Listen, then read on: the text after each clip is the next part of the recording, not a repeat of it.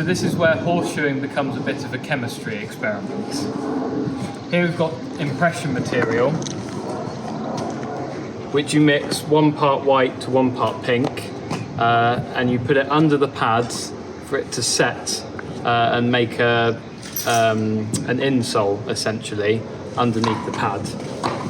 This is copper sulfate in powder, which we put under the impression material just to keep everything clean underneath the pad.